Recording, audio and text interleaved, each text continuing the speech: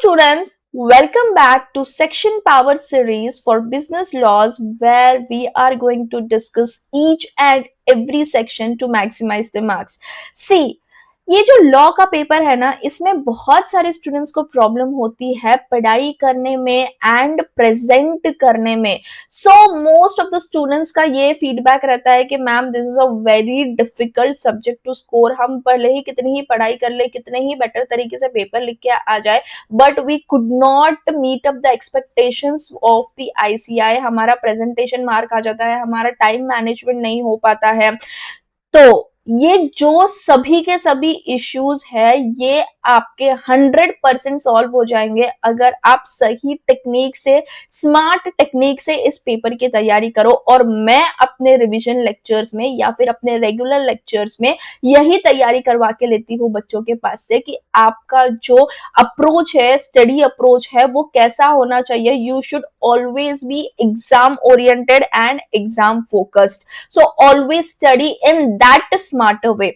तो अगर आप मेरे चैनल पर नए हो तो you can just subscribe the channel so that you can get more beneficial videos, ताकि आप फर्स्ट अटेम्प्ट में ही आपका जो CA फाउंडेशन है वो क्लियर कर जाओ. ठीक है, तो आज हम लोग डिस्कस करने वाले हैं इंडियन कॉन्ट्रैक्ट एक्ट, जो कि बहुत ही ज्यादा इंपॉर्टेंट है. अगर आप CA फाउंडेशन का एग्जाम दे रहे हो तो आपको पता होगा कि ये सिंगल चैप्टर में से अप टू 30 मार्क्स का एक्सपेक्टेड रेशियो रहता है. 20 to 30 मार्क्स के क्वेश्चन आते हैं. तो इसके हिसाब से ये बोलता है ना, हार्ट ऑफ द लॉ. ठीक है, 30 to 40 मार्क्स भी आ सकता है. ठीक है, हार्ट ऑफ द लॉ है ये चैप्टर. तो यहाँ पे हम ये कोशिश करते हैं कि हम कोई भी इस चैप्टर का पार्ट मिस आउट नहीं करें. बट इतने लंबे चैप्टर को याद कैसे करो? तो बस यही तो ट्रिक है आपके लिए. ये जो स्पेशल सेक्शन वाला जो सीरीज मैं लेके आई हूँ ना, ये आपको 100% हेल्प करेगा. एग्जाम के दिन अगर आप सिर्फ इस शीट को पढ़ लोगे तो आपका 5 मिनट में पूरा का पूरा यूनिट रिवाइज हो जाएगा. ठीक है, today we are going to discuss unit number 3, जो कि बहुत ही वास्ट यूनिट है पूरे के पूरे चैप्टर में. And it is essential elements of a valid contract, consideration and void agreements. ठीक है, तो ये जो शीट है ये भी आपको फ्री में अवेलेबल हो जाएगा मेरे ऐप पे. तो आप वहां पे प्ले स्टोर में जाके डाउनलोड कर सकते हो. डिटेल्स आपको नीचे वीडियो के नीचे दी हुई है एंड लिंक भी डिस्क्रिप्शन में मेंशन है. ठीक है, तो सबसे पहले शुरू होता है सेक्शन नंबर 10 से. कहां से अपनी गाड़ी शुरू हो रही है? गाड़ी शुरू हो रही है सेक्शन नंबर 10 से. और 10 क्या होता है? Essential elements of a valid contract. ठीक है, सेक्शन नंबर 10 क्या है? essential elements of valid contract, that is what agreements are contracts, which are the agreements that are said to be contract. तो agreement plus enforceability by law जहां पे होगी, that will be treated as a valid contract. valid contract का definition याद है ना, concept तो याद है कि जहां पे enforceability आ जाएगा वहां पे वो कॉन्ट्रैक्ट वैलिड हो जाएगा. ठीक है, तो सेक्शन 10 में हम लोग सारे पॉइंट्स डिस्कस करते हैं एक वैलिड कॉन्ट्रैक्ट के एसेंशियल्स एलिमेंट्स पे. ठीक है, एंड उन एसेंशियल एलिमेंट्स के ऊपर ही आपका जो यूनिट 3 है ना वो बना हुआ है. ठीक है, तो अब नेक्स्ट सेक्शन नंबर 11 में हम लोग क्या डिस्कस किए हैं? कंपिटेंसी टू कॉन्ट्रैक्ट की भाई कौन से बंदे हैं ऐसे जो कॉन्ट्रैक्ट में एंटर होने के लिए कॉम्पिटेंट है सरकार के मुताबिक, लॉ के मुताबिक. तो भाई सबसे पहले तो आएगा मेजर, दूसरा आएगा एक बंदा जो कि साउंड माइंड का है, एंड तीसरा आएगा नॉट डिस्क्वालिफाइड बाय लॉ. तो सेक्शन 11 है कंपिटेंसी के ऊपर. तो बताओ कौन इनकम्पिटेंट है?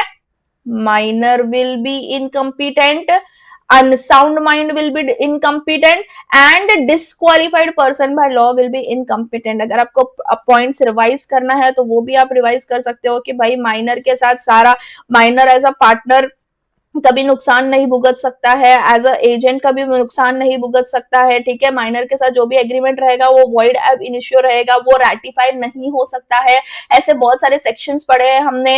एंड माइनर में और एक सेक्शन पढ़ा है जो कि बहुत इंपॉर्टेंट सेक्शन है, सेक्शन नंबर 68.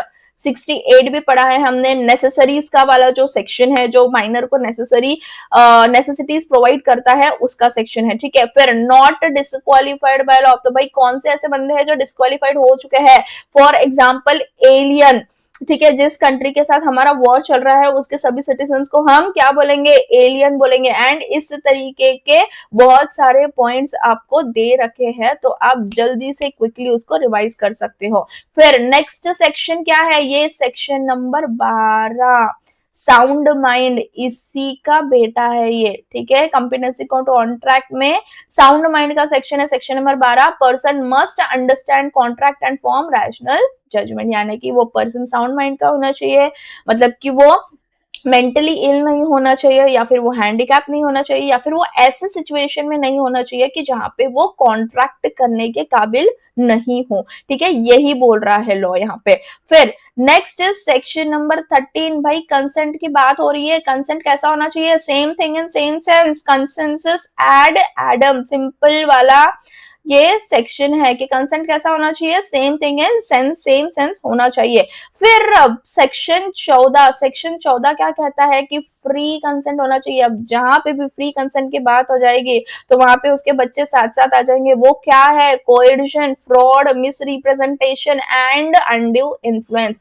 तो इनका एक अलग से सेक्शन यहाँ पे बनाया हुआ है, ठीक है। इनका एक अलग से सेक्शन यहाँ पे बनाया हुआ है, विच इज क्या है, यहाँ पे कोएर्शन है, सेक्शन नंबर 15। कोएर्शन मतलब क्या, कि धमकी देके अगर आप किसी को काम करवा रहे हो, इसके 4 कंपोनेंट्स होते हैं, ठीक है। कोएर्शन के 4 कंपोनेंट्स होते हैं जो आपको एज अ प्रोविजन लिखने पड़ेंगे आंसर में। अगर आपको इसका भी समराइज्ड वर्जन चाहिए तो ये भी बिल्कुल फ्री में मेरे ऐप पर अवेलेबल है, आप जाके डाउनलोड करो and check out the summarise notes, ठीक है। इसके अलावा अनड्यू इन्फ्लुएंस, अनड्यू इन्फ्लुएंस मतलब क्या, एक पार्टी डोमिनेट करने के पोजीशन में है दूसरे पार्टी को। ये कौन सा सेक्शन है, सेक्शन नंबर 16।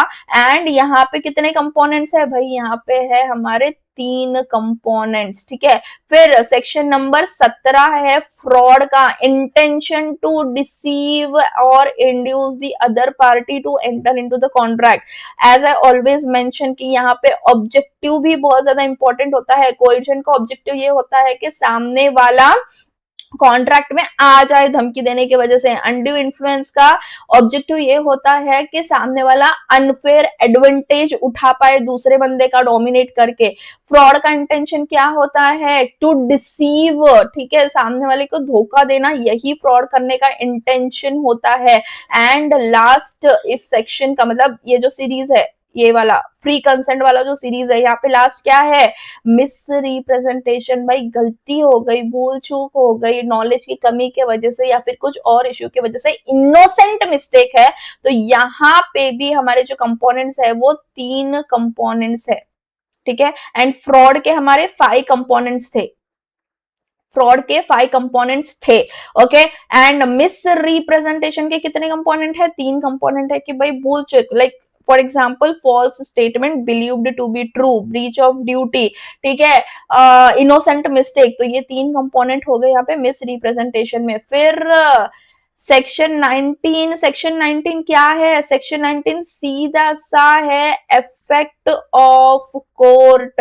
कंक्लूजन क्या आएगा, कोई भी बंदा अगर सेक्शन नंबर 14, 15, 16 और सॉरी सेक्शन नंबर 15, 16, 17 और 18 की वजह से कोर्ट में जाता है तो इफेक्ट ऑफ कोर्ट क्या आता है, डिसीजन क्या आता है, उसका हियरिंग कहां पे होगा, सेक्शन 19 के अंडर होगा, ठीक है। तो इफेक्ट ऑफ कोर्ट क्या आएगा, voidability due to coercion, fraud, misrepresentation, aggrieved party में rescind the contract, यानी कि यहाँ पे कैंसिल कर सकता है बंदा कॉन्ट्रैक्ट, ठीक है, सिंपल है। वॉइडेबल हो जाएगा एग्रीव्ड पार्टी के एंड पे, तो वहां पे क्या कर सकता है बंदा, रेसिंड कर सकता है कॉन्ट्रैक्ट को।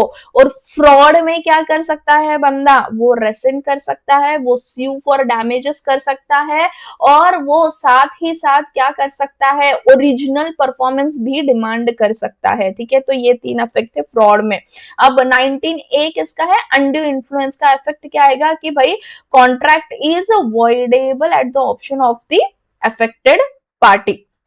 ठीक है, तो यहाँ पे कोर्ट में सेट असाइड, यहाँ पे कोर्ट डिसीजन लेगी कि आपका क्या करना है, कोर्ट पे सेट असाइड द कॉन्ट्रैक्ट। फिर नेक्स्ट, वो जो अपन ने मिस्टेक का सेक्शन पढ़ा था ना, mistake of law, mistake of fact, Indian law, foreign law, unilateral law, sorry, Indian law, foreign law, unilateral mistake and bilateral mistake. तो वहां के सेक्शंस है ये कि भाई section number 20 is bilateral mistake of fact, दोनों भी पार्टीज गलती में है तो एग्रीमेंट क्या हो गया, वॉइड हो गया।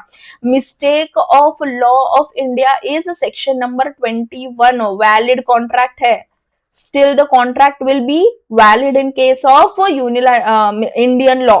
ठीक है, फिर section number 22 is of unilateral mistake of fact which is what again contract जो रहेगा वो वैलिड रहेगा। देखा ना, इतने फास्ट अपन ने पूरा 10 से लेके 22 तक के सारे सेक्शंस को रिकॉल कर लिया विथ तो उसका अंदर का कंटेंट के साथ कि क्या कैसी चीजें होगी, क्या एग्रीमेंट पे क्या इफेक्ट होगा, कोई भी केस स्टडी आएगा तो एंड कंक्लूजन क्या होगा। जैसे कि बायलैटरल मिस्टेक ऑफ फैक्ट पे क्वेश्चन आया, केस स्टडी आई, तो आपका क्या होगा, hence the due to the bilateral mistake of fact the person like the agreement would be a void agreement.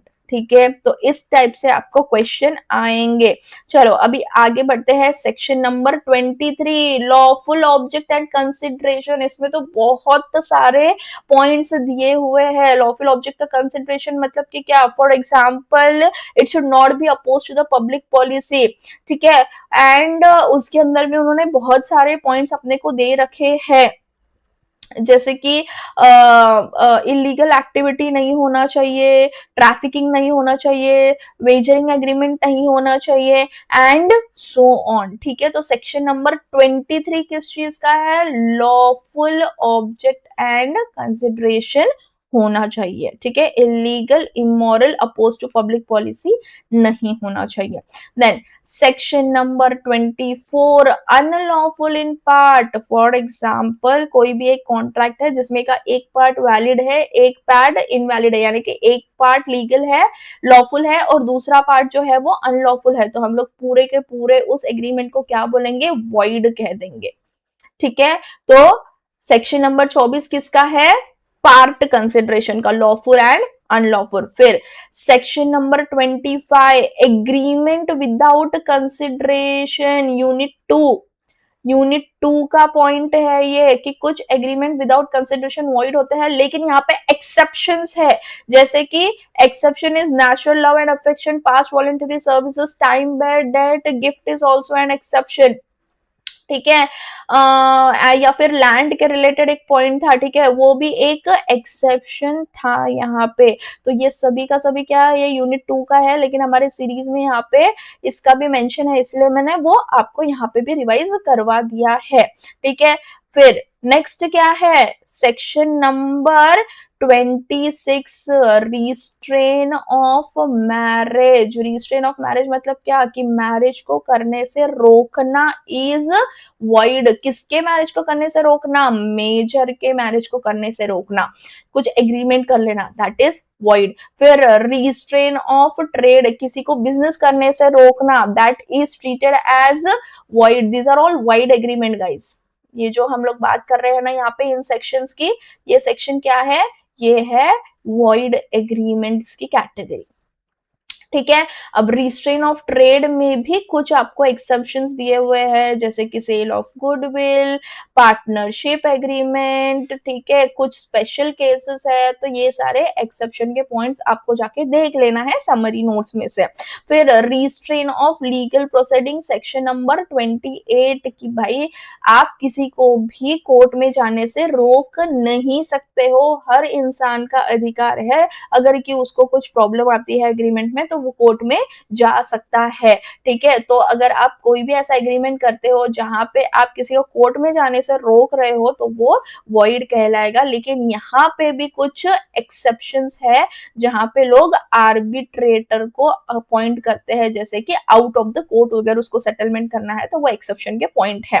ठीक है, फिर अनसर्टन एग्रीमेंट, भाई किसी भी रीजन से कुछ भी इशू के वजह से अगर अनसर्टिनिटी है, वेगनेस है, ये तो यूनिट वन नंबर वन का ही पॉइंट है। ठीक है, अगर कहीं पे कुछ वेगनेस आएगी, डेफिनेट नहीं है, क्लियर नहीं है टर्म्स एंड कंडीशंस, तो that will be uncertain agreement which will be void. ठीक है, last but not the least section number 30, पूरे के पूरे यूनिट का last section, wagering agreements, betting. ठीक है, वेजरिंग एग्रीमेंट्स मतलब जो एग्रीमेंट्स किसी अनसर्टन इवेंट के हैपनिंग या नॉन हैपनिंग इवेंट पे सेट होता है, उन एग्रीमेंट्स को हम क्या बोलेंगे, वेजरिंग एग्रीमेंट्स बोलेंगे गाइस। ठीक है, तो ये एग्रीमेंट भी वॉइड होता है। यहाँ पे दोनों बंदे का इक्वल चांस टू विन और लूज होना चाहिए, एंड इनके बहुत सारे प्रोविजंस दिए हुए हैं वेजरिंग एग्रीमेंट्स का स्पेसिफिकली, जिसके पॉइंट्स आपको जाके रिवाइज कर देना है। लेकिन क्या आपको पता चला, हमने इतने इजी तरीके से यूनिट 3 के सभी sections from section 10 to section 30 20 section हमारे कवर हो गए सिर्फ 5 मिनट में। ठीक है, तो इसीलिए मैं बोल रही हूँ कि ये जो शीट है ना, ये भी आपके लिए उतना ही इम्पोर्टेंट है, एंड इन सेक्शंस का इम्पोर्टेंस समझना भी इम्पोर्टेंट है, क्योंकि इसको देखने के बाद आपको आंसर राइटिंग में दिक्कत नहीं आएगी। अब आपको इसका नेक्स्ट स्टेप क्या करना है, इस यूनिट के क्वेश्चंस एंड आंसर को जाके सॉल्व करो। ठीक है, इस यूनिट के क्वेश्चन आंसर को आपके जाके सॉल्व करना है, आंखों से देख के नहीं करना है, आपको करनी है आंसर राइटिंग। एंड एक बार आपने आंसर राइटिंग कर दी, अब आप फर्क देखोगे कि अब आपका लिखने का तरीका बहुत ज्यादा बदल चुका है, एंड आप बेटर कॉन्फिडेंट फील कर रहे हो इस पूरे यूनिट के लिए। ठीक है, तो आगे भी इसी टाइप के पूरे पूरे एक साथ यूनिट के मैं आपको सेक्शंस लेके आऊंगी, एंड ये सेक्शन पावर सीरीज जो है हमारा, वो बहुत स्पेशल सीरीज है जो मैंने स्टूडेंट्स के लिए बनाया है। So shower your love by sharing this with the CA foundation students, and subscribe to my channel, and see you then in our next lecture.